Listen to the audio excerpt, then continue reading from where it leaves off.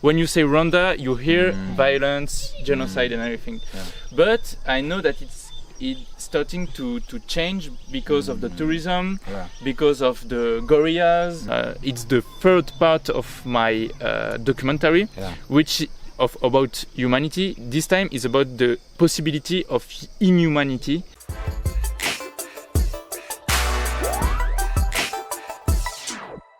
Hey, yo, BigTown, as I told you, we are traveling around here. And right now, I meet my friend. Hi. Hi, how are you? I'm fine. How are you? Fine, very fine. Are you in Rwanda? Sorry? Are you in Rwanda now? Yeah, I'm in Rwanda. Yeah. Now I'm in Kibuye. I'm here to do some interviews and to do sort of documentary. So I'm very happy to be here. It's a beautiful place. Yeah. In Rwanda we have different places. Why you choose to be here in Kibuye? Because in Kibuye there is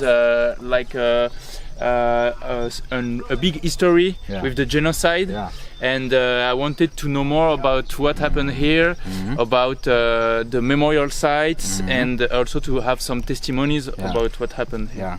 How did you know that in Rwanda there happened the Rwanda genocide?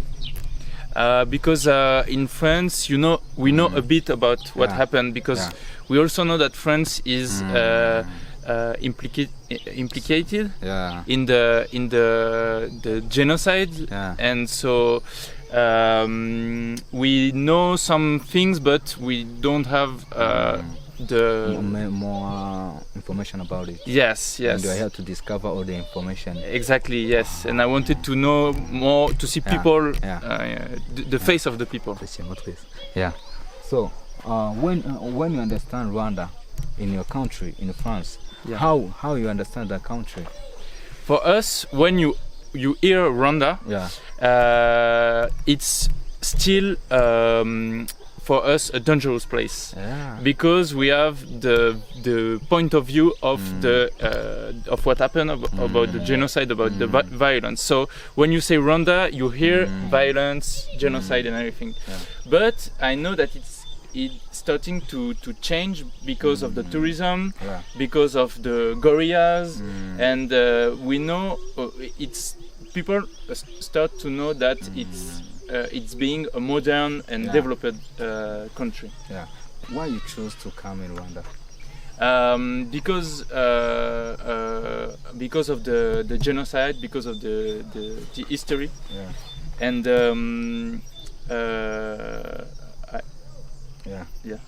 can continue. Okay. Because of the genocide, because of the history, and I wanted to see how things are in reality here. You wanted to see everything in reality. So just like to take a proof and to prove other people from France how they can see our country. So after taking some checking and some look up, how you find it? Rwanda? I think it's a beautiful country. I was not expecting that. I knew, I saw a bit of pictures and everything, but I was not expecting, for example, landscapes like this. In France, if you have this, rich people would have privatized everything, and here it's still normal people lives here and everything. And I think it's one of the best landscapes that I saw in my travels all around the world. So you are very lucky to be here, and you have to be very proud of your country. What surprised you? What surprised you in our country? I think is the modernity, how clean it is. Because when you are from Europe, you think that Africa all is poor, all these people are sad, and people are starving and everything. And when you come here, you see that it's a country like other countries, like maybe on some of European countries. People are living a normal life, and so it's good to show that and to see that. Okay, that's good. So how is France? France is good. Now it's a bit a sad place because it's winter, So there is a lot of night, not too much light, and it's always bad weather, cold and everything. So now it's not the best moment to be there, but it's good. Like there are good length. Because what I love the most to do is to see that everywhere you go, in every country you can go, is that a human is always a human. There is no the cultural differences are just nothing. Like we all want the same things. We all want to have good life, children, and to be happy. And that's what I like to see and to realize when I'm traveling. Okay, you traveled many countries and different countries, but as you know, every country have its own culture. It's your own culture. Yeah, culture. Culture. Yeah. Okay, so which country which surprised you about their culture in the whole country that you traveled? I think the one that surprised me the most about the culture is Mexico, because in Mexico the old cities are like there is real like. I don't know how to describe it, but there are a lot of churches and a lot of paintings, and people are singing, people are dancing, and I saw that it was really rich for the culture. But I'm also surprised with the East African culture, like for the songs, the music.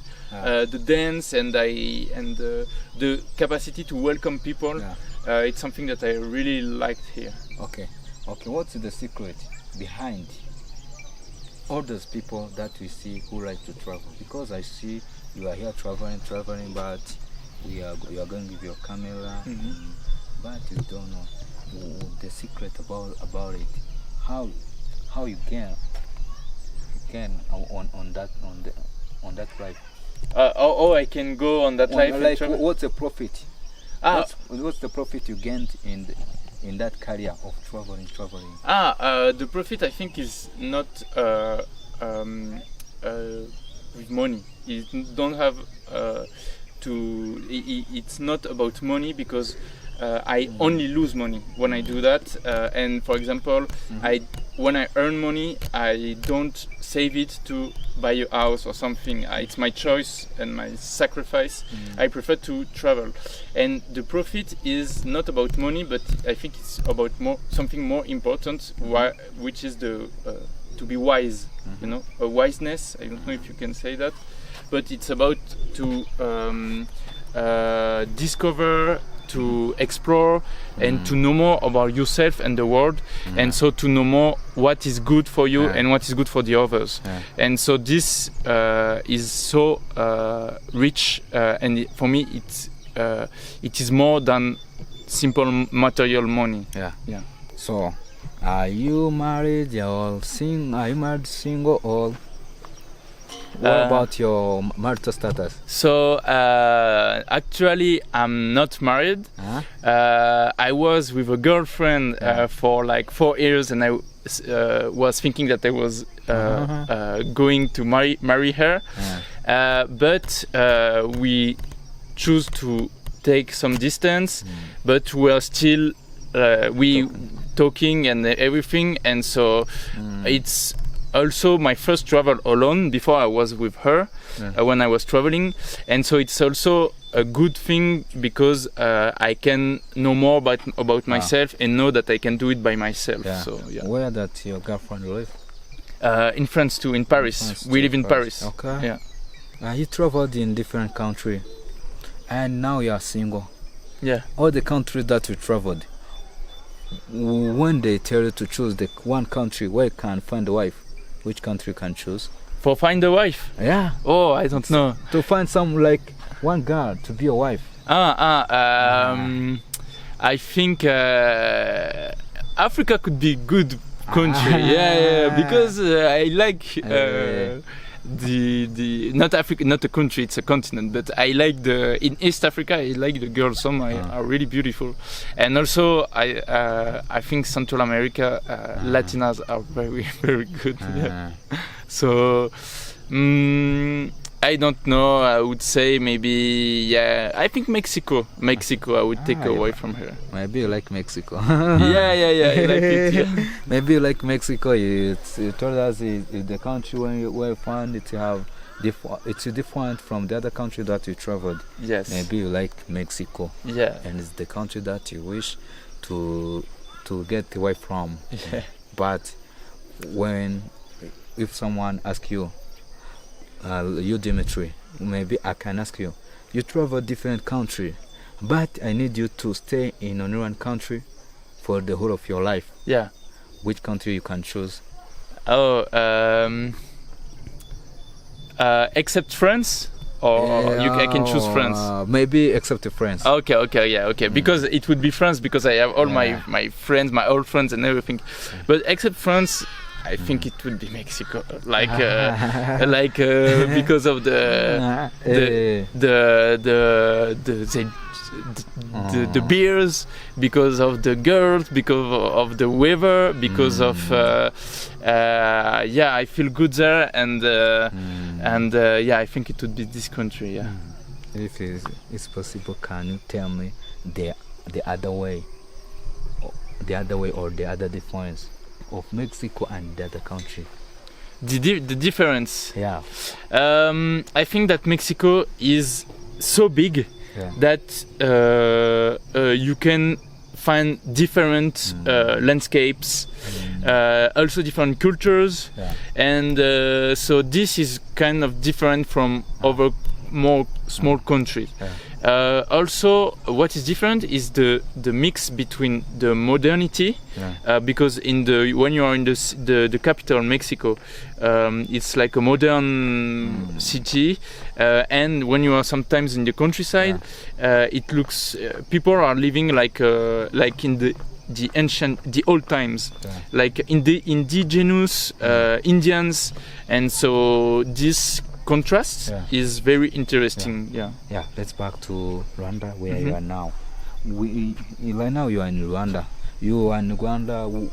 Where were you? The last country where you were before coming to Rwanda? It was Uganda. It was Uganda. Yes. And you traveled from Uganda to Rwanda, and you reached Kigali. And after reaching Kigali, where again you passed through? So I came directly to Kibuye from Kigali. Yeah. Taking a bus and. There's no other place that you will visit. I think I will not, because I live in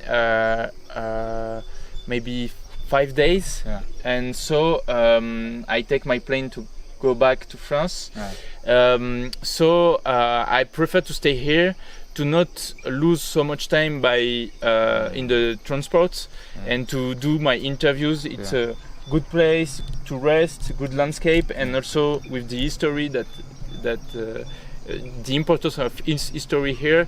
I think I will find all the last thing I have to find. Why Rwanda is the last country for you to travel before going to France? Because as you told me, the last country you were in was Uganda, and right now you are in Rwanda. Why Rwanda is the last country that you traveled before going back to France?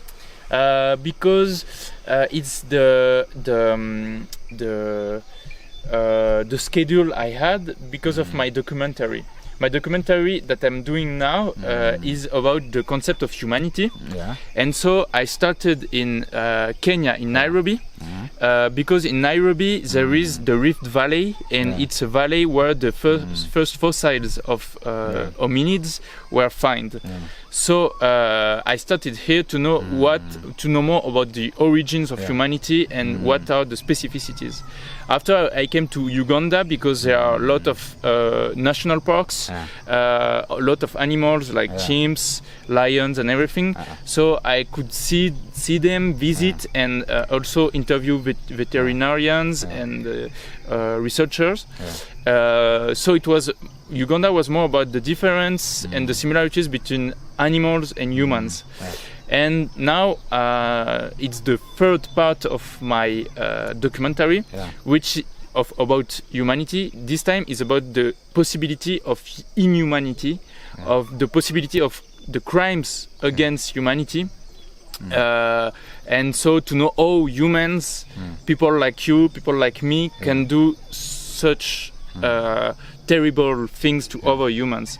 So that's why I want to finish the documentary about that, and that's why I finished by Rwanda. Okay, so let's stick on that point. Humanity in a country, when you see like white people, Mazungu. Wazungu. I know. They land in your back. They land on your back. They call you Muzungu. Yeah. You see, in East Africa. No, even in our country, they like the white people. As you see here in Kibuye, have not traveled any place, and you see all people there. They're like this. They need to see you.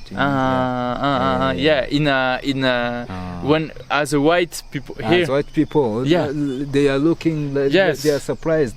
Totally, completely. They're surprised. Most of the most surprised are the children. Every time about all the children, they're surprised. They learn about you. They learn to you. To see me, to see that I'm Mazungo. Sometimes it's the first time that they see a Mazungo, and so I had sort of good stories about that. For example, I was in Uganda and